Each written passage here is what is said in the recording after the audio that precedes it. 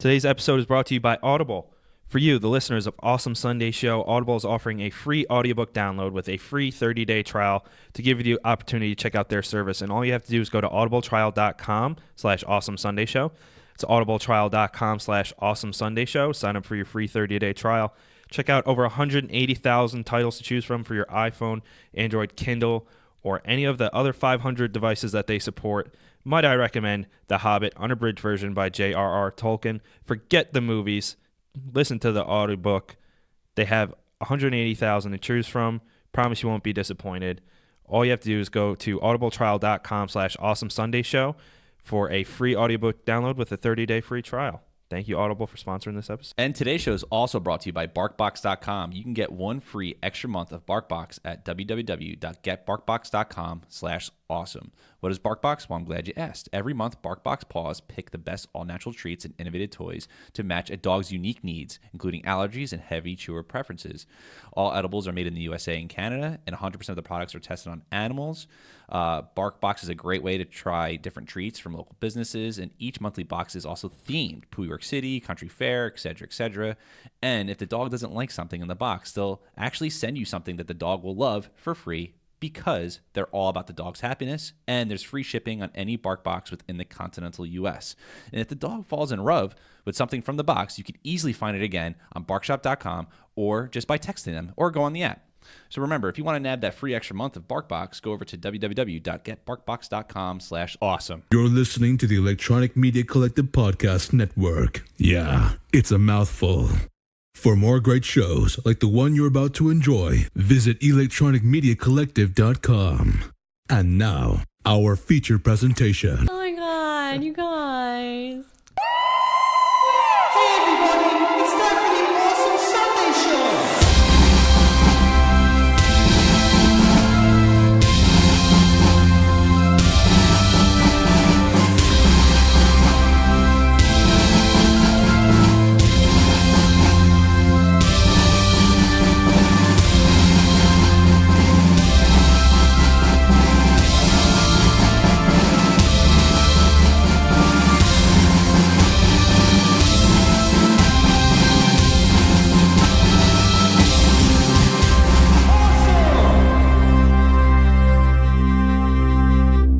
Hey everybody, welcome back to Awesome Sunday Show. Connor here. And Pat as well. Pat, how you doing?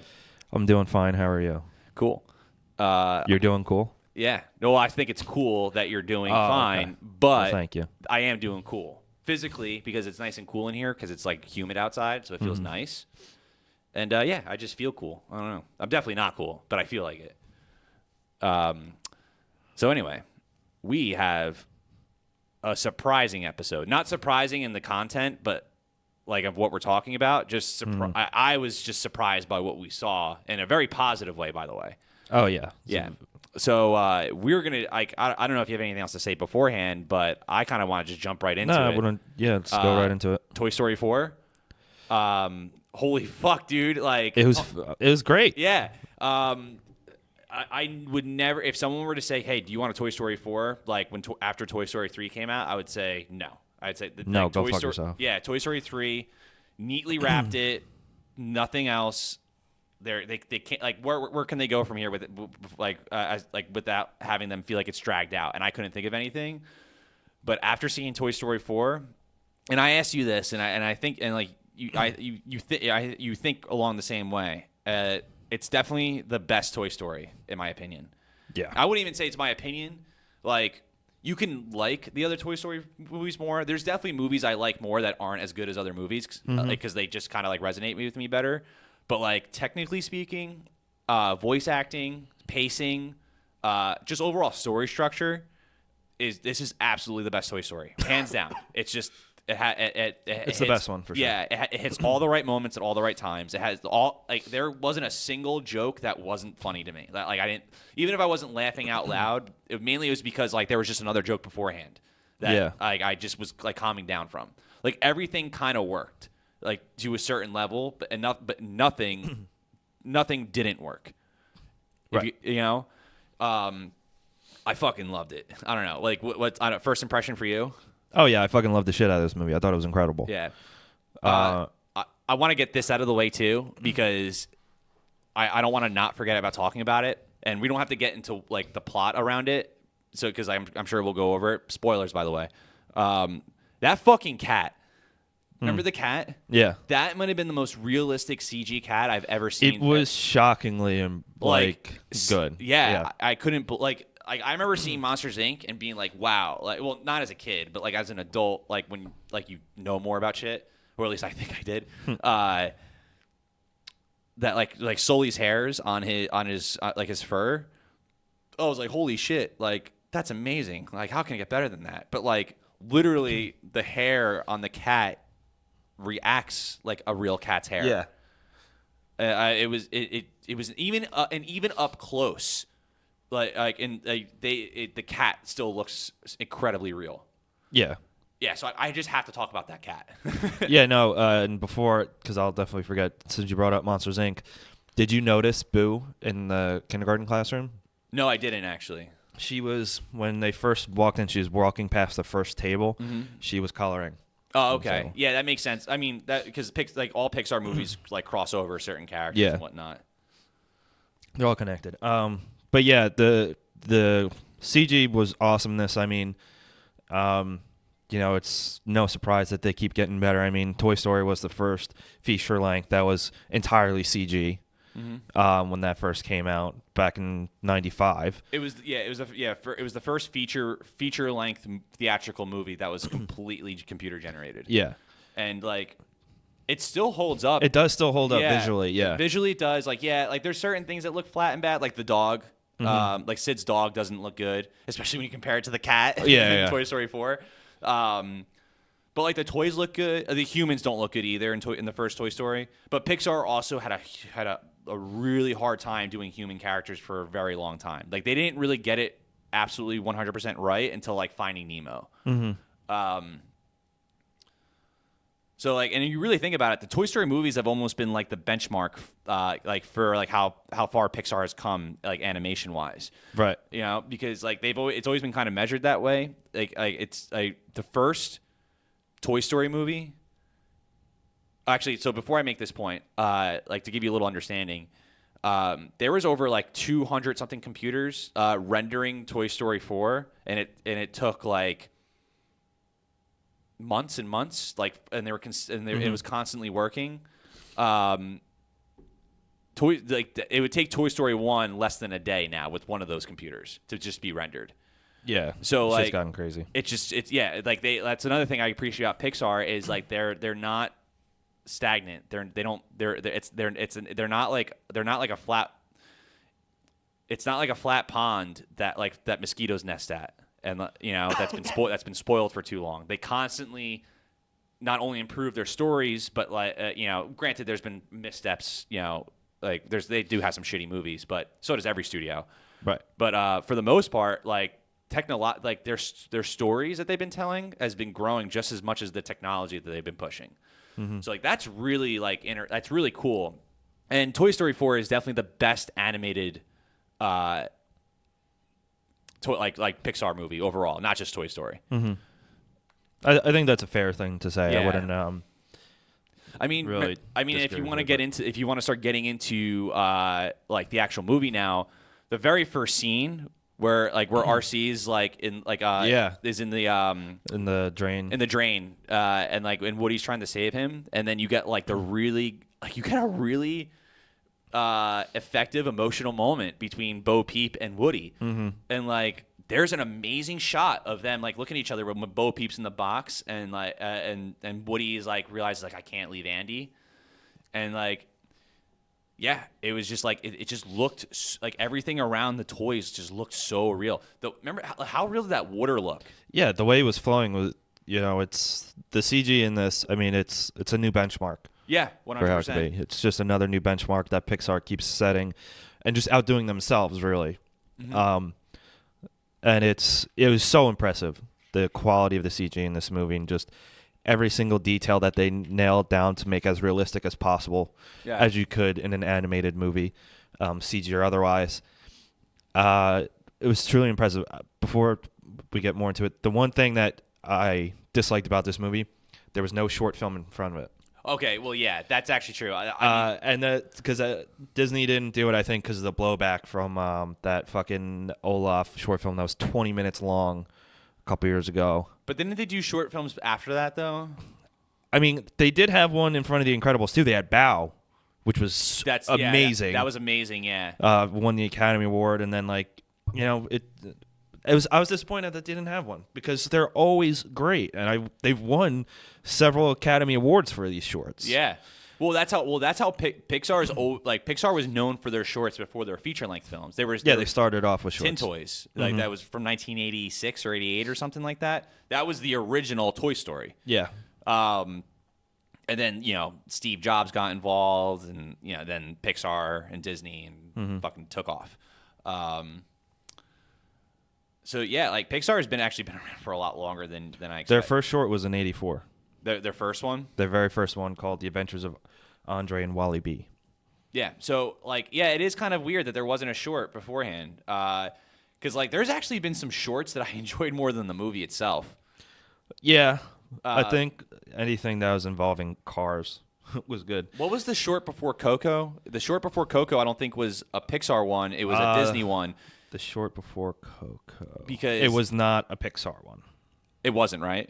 No, I don't have one listed here for it. I'm pretty sure it's a Disney one, and it's actually my favorite Disney short I've ever seen, and I can't remember the name of it right now. It's literally like a 4:3 aspect ratio screen that's being projected. It's obviously shot in widescreen, but there's it's like the movie theater filling on the side.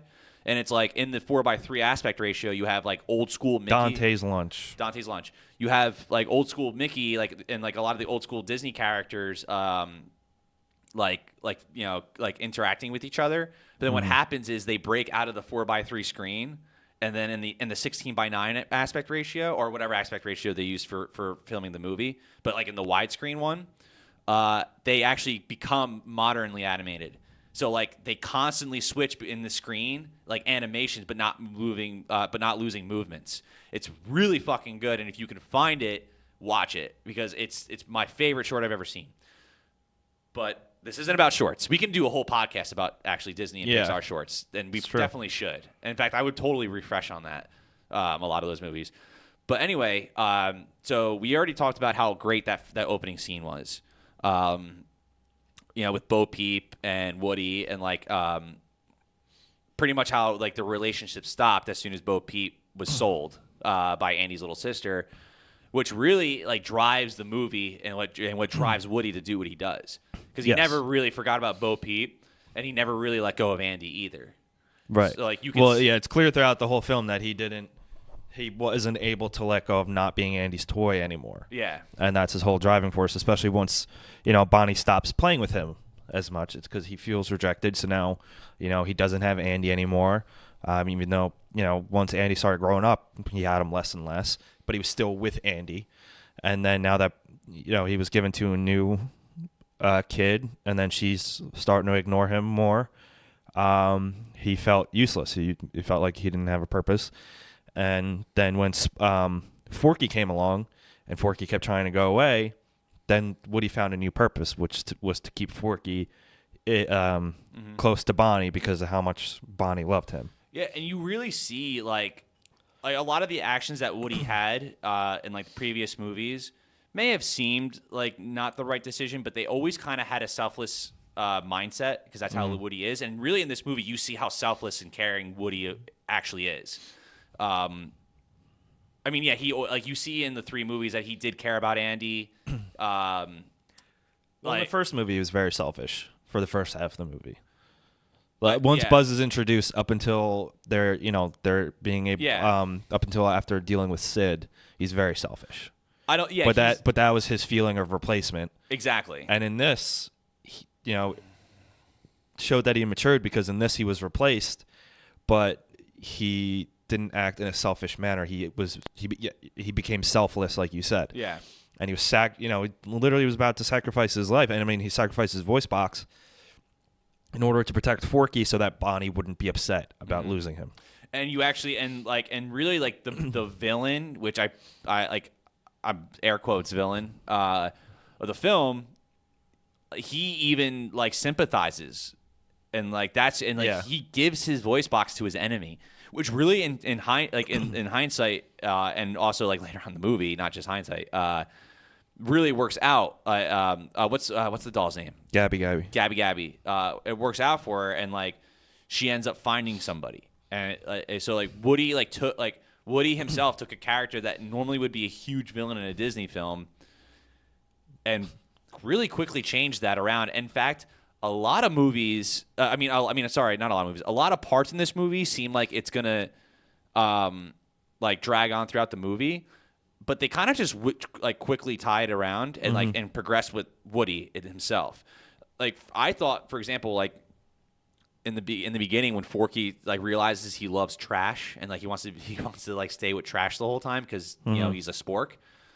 I thought they were gonna have like an allegory towards like mental health and like how you feel.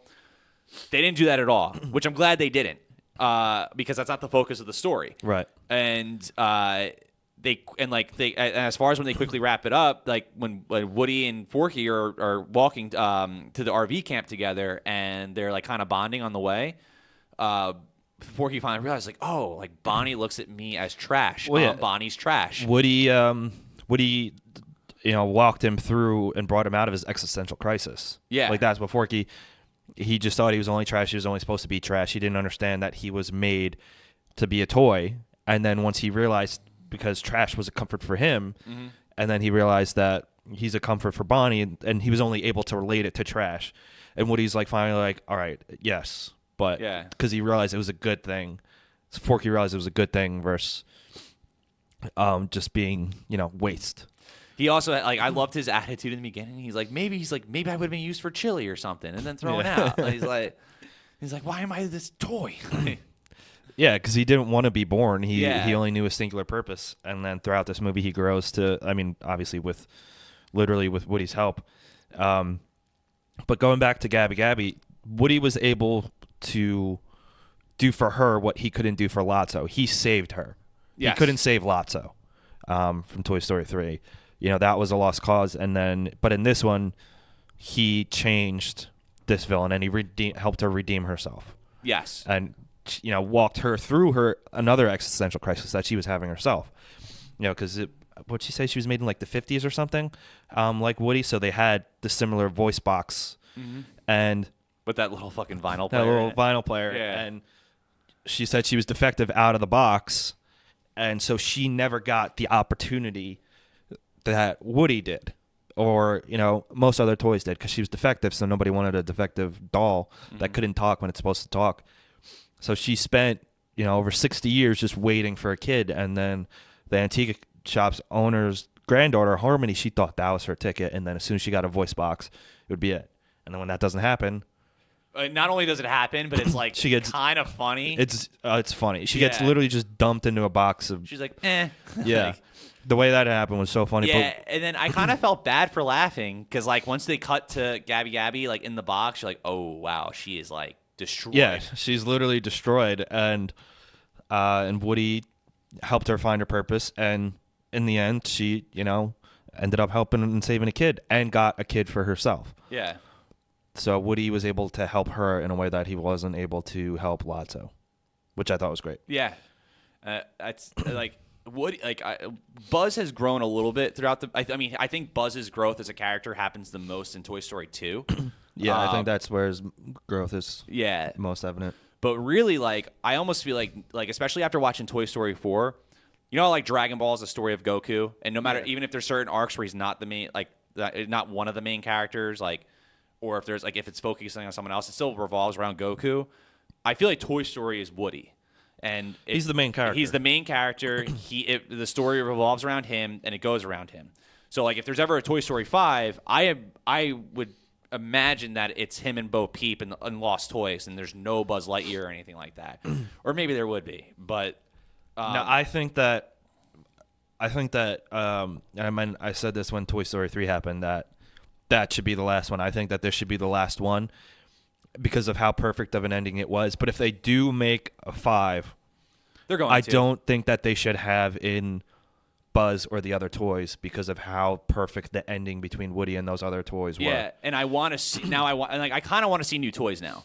Yeah. To be honest, like like Don Rickles passed away. Was it Jim Ernst, the guy who played Ernest? Or Jim Verne? I think it's Jim Verne. I forget the actor's name. Who played the Slinky Dog? He's passed away. You know, a lot of these characters have kind of like grown, we grew up with them, and they're kind of like they've had their time. You know, Woody. What's up? No, go on. Like Woody is that character. Like Woody is Toy Story. So yeah, I would love Toy Story 5 to follow where afterwards, like they're at they're lost toys or at the circus, you know, interacting with new stuff, the sandbox. Like now that Woody's a lost toy, you know, that like They're traveling with the carnival. yeah, it's like that. You have just opened up a plethora of possibilities for new movies now. So I really want a Toy Story 5. For Disney Plus. I believe they're doing a short film about Bo Peep's whereabouts from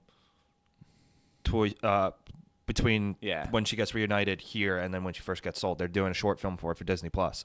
And they're also doing a 10-episode short form series called Forky Asks a Question, which is going to come out on November 12th on Disney Plus. Is that when Disney Plus launches? November 12th? It's in the fall. I don't know if it's actually November 12th or anything, but yeah. So I think with the ending between Woody and the other toys was too perfect for them if they do a 5 for them to revisit that. Yeah. Unless they somehow find a way to top it, which I mean, how many times? Oh, you're right. It does launch on the 12th. The whole thing launches on the 12th. Okay. Because it was too good. It was too perfect of an ending, but we said that about Toy Story 3. Yeah, and you can say the same about Toy Story 2. Yeah. Because that movie had a bow tie ending as well. Yeah, so like especially like if they like another 10 years from now or whatever, if they want to do a Toy Story 5, then fuck yeah, I'm all about it. That's fine. You know who character I really like the most? The little like Polly Pocket. What's her name? Giggly? Ghibli, yeah. She was hilarious. Giggle McDimples. Yeah, and just that like when like her interaction, especially with Bo Peep after like Bo Peep is like angry with Woody, which Yeah. like rightfully so. I mean, like Woody kind of let his ambition and like his selflessness kind of get in the way and put other people in danger. So like I get why, like it makes sense why Bo Peep was upset with him. But like when she starts talking to him, like who does he think he is? Like you're too good for him. And then as soon as like Bo Peep, she's like no, and like she's also just like yeah, sure, okay, let's go. Like totally like she's all gung ho about where the adventure is. Right. So like that's another character I want to see explored more in Toy Story 5. I'm talking as if like you know they're definitely gonna do it, but I wouldn't be surprised if they didn't. And also another scene that fucking cracked me up was like the G.I. Joes when they keep going for high fives and the Combat Carls. Yeah, the Combat Carls and like dude, the one Carl like would never get a high five from was anybody. so funny. Yeah, and he always Especially on the final one, he's like, oh, he's like, oh my god, that was so funny. And let's talk about the show stealer, Keanu Reeves. Yeah. Dude, oh, he was so good. He was honestly probably the funniest part of the entire movie. For me, I think he was the second funniest, but yeah, he was so fucking good. Perfect. The funniest for me was Ducky and Bunny when they were talking about their scenarios of how they would get the keys, and then at the end was just like, "Whoa, do you really have laser eyes?" I thought that was so funny. Their plans for attack. Key and Peele were perfect for that. Oh my god, they were so good. Yeah, and I liked how they were together the entire time. Yeah, sewn together.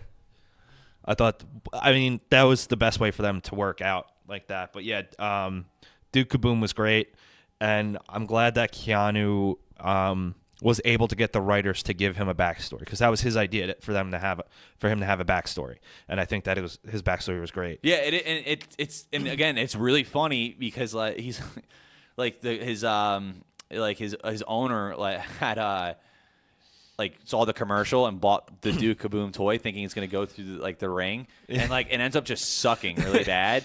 And It went like a couple inches and then that was it. And he goes like, "It's a commercial. What do you think?" Yeah. And he's just like bitching about it. When they introduce him and he does like the 100 poses all at once, and they just keep letting it go before. Oh, that was so funny. But yeah, Duke Kaboom was great, and then at the end he goes, "Oh, I can do this with my eyes closed," and they're like, "What?" And then he goes through and he goes, "What was his owner's name?" It's something French, Yeah, and French It Canadian. was French Canadian. When he goes through the final hole, like on that jump, and he imagines Sims and he makes it through, and he crashes. It was so damn good. Yeah, he was great. The voice cast for this just got better and better. I mean, outside of the main cast, like Timothy Dalton is Mr. Pricklepants, which is great, and then you had That was him. yeah. Wow. He's been Mr. Pricklepants in each movie that he's been in. Laurie Metcalf is Andy's mom. Mel Brooks was Melephant Brooks. Carol Burnett was in it. Betty White, Carl Rayner, Alan Oppenheimer, Patricia Arquette, Bill Hader, Flea, Melissa Villaseñor, Ricky Henderson, Carl Weathers are just like some of the smaller roles in this. It's wow. crazy. Yeah, I mean, well, here's the thing. Like, Toy Story is probably the most respected animated franchise ever. If you like respected in the sense like critically and audience wise, like that's a universally loved series by everybody. You know, so like it makes sense that they have like all these like old school and like / A-list actors just in it. Yeah, You know, the fact that like Mel Brooks and Betty White are in it. I know. Mel Brooks was Melephant Brooks.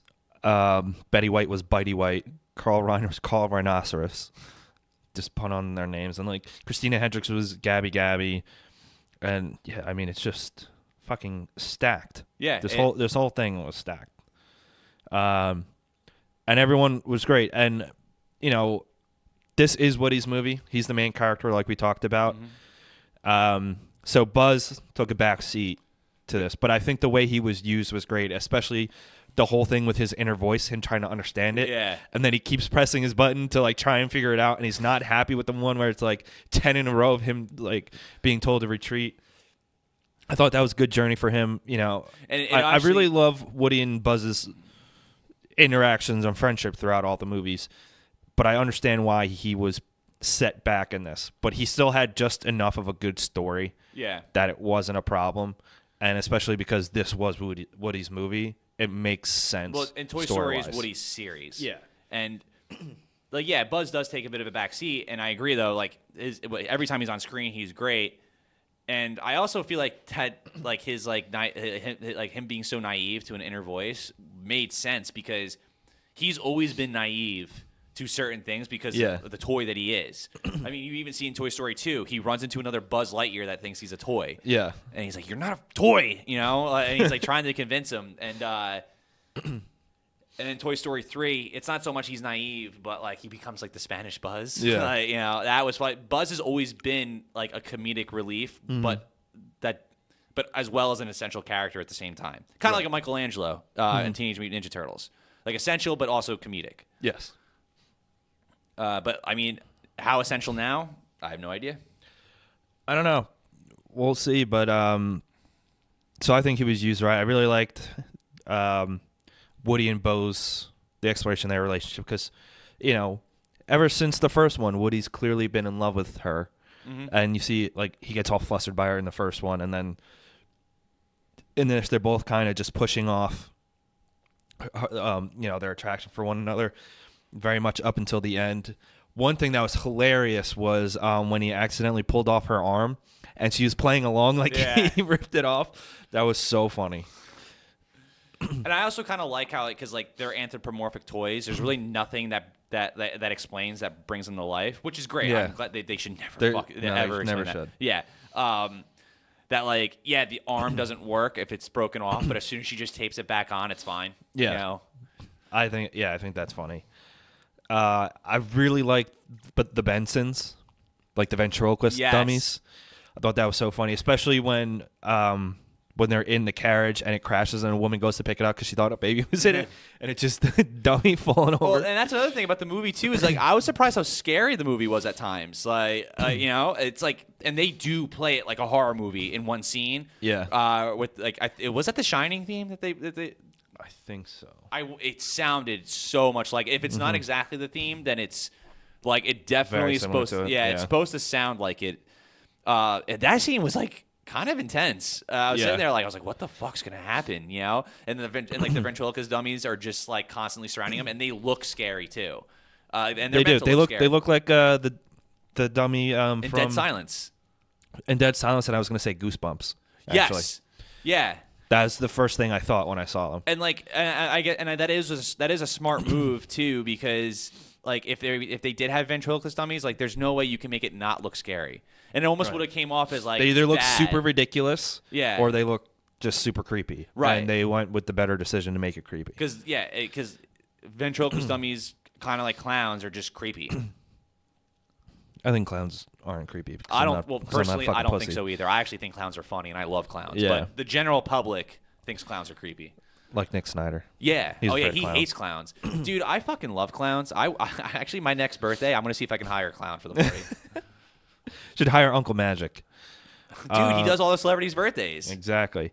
But I think that the Bensons were good, mindless drones for Gabby Gabby. I thought that was a good choice. And I liked how there's just what was that, like 4 or 5 of them? Yeah. And they're creepy. And then once they, after they rip open Woody and then they're sewing him back and it like slowly opens up on Benson's face with the sewing needle going down. Yeah. Like that was really well shot. And something like this, for an anime movie, there was a lot of really well shot. I mean, it wasn't literally shot, but scenes that, the way they were framed and set up were great. The adventure in this was great. The anxiousness of some of the scenes, the intensity of some of them were really up there. Even for, it's a kids movie, but it's Pixar movies have always been for all ages. Toy Story's also never been shy from intense scenes, and also Well, no, you just think about in the the first one when they encounters Sid's creations. yeah, and also Like that shit was creepy. Yeah, and also when they fight back against Sid. Yeah. He's like play nice, and you're like, what the fuck? Like, and then in the second one, there wasn't as the second one. I think probably is the funniest one out of all of them, like comedic wise. It definitely has probably some of the best jokes, but it doesn't have as many intense scenes. But there's one scene that is a nail biter. Is when they're on the cone. It starts off funny when they're the cones. And Yeah. they're going through traffic, but then Mr. Potato Head gets his foot stuck in gum, and like as he gets his foot stuck in gum, there's like there's a water pipe that falls off a truck, and it's literally rolling towards Mr. Potato Head, and like he gets out just in the nick of time without realizing, and it's a great scene. So like I like that Toy Story doesn't for a franchise that's meant for children, like they don't act like pussies. No, they've never shied away from intense Yeah. scenes. I mean, and in Toy Story 3 when they're going into the incinerator. Yeah. Are you- Dude, and like Woody like holds on to him. Is like, all right, this is it. Yeah, you know? he accepts their death, their impending doom. So they haven't shied away, and they didn't shy away from it in this, which I thought was great. Everything was well executed. The emotional moments in this were, some of the most poignant you'll ever find in an animated movie, by far, or even just in a movie in general. Yeah. Like that fucking goodbye when Woody is saying goodbye to all of Andy's toys. That was heart-wrenching. Yeah, and that was perfectly executed. It was, and I love how it starts off where like Woody comes up to Buzz, he's like, Buzz, I don't like what like, and Buzz is like, she's gonna be fine. Yeah. And he starts talking. He goes, no, Bonnie is gonna be fine. Yeah. And he like said Bo Peep, and like Buzz is like, go. Yeah. You're fine. Like, do it. And like also like even when when Jesse and Bo Peep meet, like they have like a hug. They're like, oh, like good to see you. Like it felt like old friends meeting again. Yeah. And then separating. I know. I'm very glad that Woody was able to say goodbye to all of them because I thought he was only going to get the chance to say goodbye to Buzz. Yeah. At first, but I'm glad that he was able to say goodbye to all of them. And, while it was sad that they were leaving each other or separating, you could tell that Woody was, he gets to be with the toy that he loves. And he's excited for that next adventure. Yeah. I thought it was great. Every sort of emotion that was covered in this was so well done. In the way that they had Bonnie in it, she really had more focused screen time in this than any of the other kids in any of the movies. Yeah, she in Toy Story 1 and 2, she's kind of just like, "Hey, Woody," like they're kind of always like flirting. And No, I'm Bonnie. Oh, I said. Bonnie. The kid, I think that she had more. She was involved in more scenes in this than Andy ever was. And she talks a little more too. And also, well, it's also not because like they didn't want to write Andy as a character more, but like it's mainly because like Pixar just didn't do humans well, and so like they didn't want to like. If you look at Andy in Toy Story 1, it does kind of look bad. It looks ridiculous. Yeah. But at the same time, Andy was not as important to the story. Right. In a way, like he didn't need to be involved in every scene. His importance was kind of an overall presence. Yeah, he was important. The most important he ever was in was, or his character ever was in Toy Story 3. Like that's when you actually kind of find out who Andy is. Yeah, as a person. Yeah, but in this, Bonnie's in, a good percentage of the movie actually doing things and like showing why she's the real driving force behind this, and her involvement and everything, which I thought was good because you only ever see the toys, which obviously they're the focus, they're the main characters, but to have her in this to just keep driving home what the toys' goal was, I thought was well done. And one other thing with the toys, when they all kept jumping out the window, and the one doll was like, "What's with everybody with jumping out these windows?" I thought it was funny. Yeah, it's just kind of like for a world that's completely not real. I love how real the reactions are with each other. Yeah. What else did I really like about the movie? I can't really think of anything I disliked. So I'm just gonna talk about what else I liked. I like the. What was a really good joke too is when you first see the cat and then you see like half of a stuffed animal. Oh, yeah. And then you see that stuffed animal later at the bar that they go to, and in the pinball machine. Yeah, and like he's still alive, just hanging out. Yeah. Like, that part was great. And he's too. just laughing it all. Yeah, he's like, you lose some legs. Yeah. Yeah, that was funny. I really enjoyed the adventure of this movie. Yes. I thought it was great. In each, in the toy store, the antique store itself, but even when he went to the park and he first re-encounters Bo Peep, after looking for him, being disappointed not to see her, I really like that aspect. Too, like when that bus full of kids arrives, and they're all excited. They're like, "Oh, there's like 48 kids here. We're gonna get played with. We're gonna get played with," and just. Yeah, I thought that was great. The adventure in this and the thrilling scenes throughout the carnival, like the great escapes and like trying to get through. And then when they're under the carousel ride and Bo Peep's like, "On my signal, go." And then she decides she has to go back, but Bunny and Ducky go and get hit by the falling pole. Yeah. It was so funny. Yeah, there was just... Everything about this was great. Yeah, I don't really know of anything. Like, fuck, dude, I can't. It's not even really a criticism. It's just, I kind of predicted the ending like a little less than halfway through the movie, mainly because of the opening scene.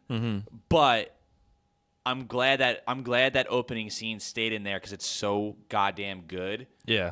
And I also didn't mind that I predicted it too, like that was gonna happen because especially the way it was executed was still.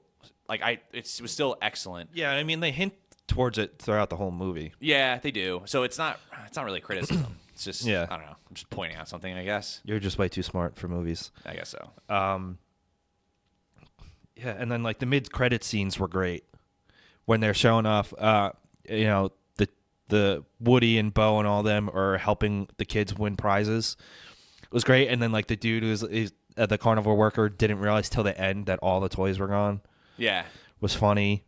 And then when they introduce the plastic knife and Forky is like immediately in love and then goes up there and she's like trying to understand how she's alive and he goes, "How am I alive?" And Forky's like, "I don't know." I thought that was so fucking funny. Yeah, because they never explain why anything's alive. No. Yeah. Yeah, and they never do. And then so it's funny that a toys were shocked that a spork with, a face glued on and then all that came to life. They were shocked by that, which, again, for something that's completely out of reality, it's still weird. Yeah. But I just thought the way that they had him say that was so funny. What's his face that plays Forky? He was in Arrested Development. Tony Hale. Yeah, he was definitely the perfect choice. There's just something about like they picked the right actors because they had the voices like for that role. Like what's his face from Cheers? That was like the mailman. John Ratzenberger. Yeah, as well, Ham. he's like on almost every Pixar movie. Like he plays a character, but like when he when he plays the piggy bank, and but he's just so perfect as it every time. And Well, and then at that one point when he was playing and he dropped a quarter and they're like, no, come on, we got to go. He goes, but it's money. yeah. I don't mean to keep going back to Toy Story 2, but I love the scene where they go through the Barbie aisle. And like Don Rickles is Mr. Potato. He's like, I'm a Mary Spud. I'm a Mary Spud. Yeah. And then he's like, move over for the single guys. And he comes over and he just like starts putting around, puts his arm around tour guide Barbie. Yeah, wow. He has been in pretty much all the Pixar movies. Yeah, he plays either like a minor role or either like a major role, but he's Yeah. always in all of them. Yeah, he's P.T. Flea in Bug's Life. He was the Yeti in Monsters, Inc. Yeah, that I knew. Mustafa the waiter in Ratatouille. Yeah, he's really been in all of them. It's impressive. Even Coco. Oh, really? Yeah. That's like the one thing I probably thought I he wasn't wouldn't- in. yeah. Oh, but yeah, the voice cast for this is stellar, and they really, you can't picture anybody else doing these. But like after the first movie, you're like, you really couldn't. The only one that you don't really notice the difference is with Slinky Dog, because Blake Clark took over. Yeah. After what's his face died. I want to say Jim Verne, but I think I'm wrong. But yeah, so I think that even the new voice actors, it's Jim Varney. Jim Varney, okay. The new voice actors for the new characters just fit in so well. Yeah, I can't find a flaw with this movie. I thought it was incredible. The only thing I wish is that they had a short before it, but I can live without it. Yeah. I mean, I guess it's just like the movie was so good that I didn't even care about it afterwards. Yeah. Yeah, I mean, all right, is there anything else? No, I just want to point something out too, with the movie. So, if you're wondering why Mr. Potato Head sounds just like Don Rickles, it's because he signed on for Toy Story 4, but he unfortunately passed away in 2017. And he actually didn't record any. He didn't record any lines for Toy Story 4. No, they took over. They used previous recordings, like old material. Yeah, they went they literally went through. They had 25 years of unused Mr. Potato Head recordings from 3 previous films. Well, plus all the the mini shows and stuff. Yeah, the theme parks too, video games. So they just used all those lines. And Yeah. yeah. Yeah, and I mean, like his character didn't have any big speaking things anyway, but that's the reason why. Yeah, right. I'm just glad that the few lines he had, that they were able to work that in from previous material. And one thing I guess I will miss, like if they do continue,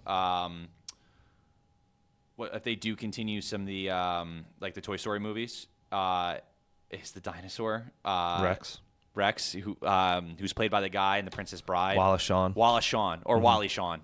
Sometimes he goes by too. Well, Wally Shawn is like the character of himself. But anyway, that's besides the point. He was always like my favorite, so like I would be sad to see him go. But again, like you have to have new things. Like it's Yeah. And it's not like he does. It's not like Don Rickles, Wallace Shawn, like all these like classic comedic and legendary actors like aren't being replaced by people who are probably going to be that in the future, like Key and Peele. Like that is Key and Peele were perfect replacements, for that type of talent. So I don't know. This is a fucking good movie. I have nothing else to say. Yeah, it's incredible. It's going to be one of the first movies that's released on Disney Plus when it comes out. I think Yeah, it's going to be the first new film released on Disney Plus, along with Captain Marvel, Frozen 2, and The Lion King. Captain Marvel, yeah, I said that right. Wait, Frozen 2? Yeah, Like the second Frozen. like Frozen 2, the second Frozen, yeah. Wow. Yeah, because that comes out. But doesn't Disney Plus, aren't they going to have like their entire like filmography on there? I think so. But I mean, it's going to be the first of the new films, the newest films. Oh, so they're not okay. Yeah, well, that makes sense because you want to release it on Blu-ray and you want to get the Blu-ray sales and everything. So yeah, that makes that. I mean, I would do that too if I owned Disney. All right, so what would you rate the movie? 10 out of 10, easily, and Alright, that's 100% agree. Yeah, and that's every Toy Story movie too. They're all 10 out of 10s. Yeah, they're basically perfect movies. It's probably it's not my favorite franchise, but it's probably the best. Like as far as when it comes to quality, that's and consistent quality. I mean, like people say The Godfather, but Godfather 3 sucks. Like Godfather 3 sucks balls. yeah, it's like not, and it's not like it's good and there's bad parts. Like that movie just legitimately sucks. And then like you have like Star Wars, and like okay, that's a great film franchise, but it really has its ups and downs. You know, like and even Alien too. The Alien franchise has been butt fucked for fucking. They only had 2 good movies. They've only ever had 2 good movies. So like really like consistently like from front to back from so far, there isn't a better franchise critically and audience like wise, and as all and also I think technologically speaking too. Like I think like probably like how like you have like TCM and like all these like and all these like AMC, they'll do like history of movies like 50 years ago, like this movie did this. I seriously think that people are gonna start looking back and be like Toy Story is like up there, with something like so really some cinematic classics that are whether it's animated or live action or whatever. So and it's definitely a series that's gonna get better and better and better with time. Yeah, especially with how well just like visually they have aged so far. Anyway, but yeah, the storytelling is incredible. I mean, the whole franchise as a whole are basically filled with 4 basically perfect movies. And you know what I'm really glad too? It's kind of a weird opinion, but like like Toy Story 1, like as when it comes to being animated, still holds up. Like not only like for being the first CG film, it still looks great. Yeah. And we managed, like we did, like there are some things that look bad, but that's just because of the time it came out. That's not really its fault. I'm glad that like with the Blu-ray 4K releases that Pixar didn't go back and like digitally do anything like with the movie. Like I'm glad that movie is what it is, and like it should be seen how it was always meant to be seen. Even with the stuff that doesn't hold up. So and like it's still a 10 out of 10 movie. Yeah. So just keep it going, Pixar. And make an up to. Well, I think after this, I think they said they're focusing on just originals, not sequels or anything anymore. Makes sense. Because for a while they were alternating between sequel and original, like year to year. Yeah. And the next one is an original, Onward. The sequels have always been kind of hit or miss. Like I didn't really like Monsters University at all. I liked it. It wasn't close to being as good as Monsters Inc. was, but I liked it. I just can't get over that it's like an Animal House of monsters. It was an idea that was out of left field, and I don't think it worked. And especially when there's so much they could have explored after the first Monsters Inc. And then also, I mean, I don't really care for Cars that much. The first Cars movie is fine. I don't like any of the Cars movies. I don't like 2 and 3. Although I haven't seen 3, but 2, I don't like the first one, and then 2 just sucks. Yeah, 2 does suck. 2 just sucks. Yeah. So I've never finished 3. And so I can't really. I didn't even start it. I can't say I 100% hate it. That wouldn't be honest of me. But I can tell you from what I've seen, I didn't like. Like, Brave was okay. That is such an overrated fucking movie. It really is. Yeah. And I don't know why, like, I don't know what the appeal of it was, because it just was completely okay. Yeah. You know what movie did that kind of theme better? Was the How to Train Your Dragon franchise. Yeah. Like, as far as when it comes to like being a fantasy within like a European, like a a past European like setting, Mm-hmm. you know, with magic and and like fantasy elements. Like, dude, the How to Train Your Dragon franchise fucking. Oh, well, I mean, that's just an animated franchise too. That actually, Yeah, and honestly, I think actually that franchise is just as good as Toy Story personally, but it does not have the same impact as Toy Story in any right. means. And I'm Brave, like, for being so okay, it won the Academy Award. I mean, because it's Pixar, but it went against Frankenweenie, which I didn't see. It went against Paranorman, which was fucking awesome. Frankenweenie was the best one out of all those fucking the movies. Pirates Band of Misfits was awesome, and Wreck-It Yeah. Ralph. Yeah, exactly, dude. Brave shouldn't have. Brave is not won nearly over as good any as of those. any of those movies. Frankenweenie is the best one out of all those 5, though. Like, you never saw Frankenweenie? I never saw Frankenweenie, but I loved Paranorman, the Pirates, and Wreck-It Ralph so much. They're great. Paranorman's fucking good. That movie is fucking awesome. Remember how funny the last line was when like his sister, who's like a fucking slut, is like trying to get trying to get the attention of the football guy. Yeah. And he finally is just like, my boyfriend's gonna like love this, and he like says something. She's like she doesn't say fuck because it's a kids movie, but you just see it on her face like, oh shit, like Yeah.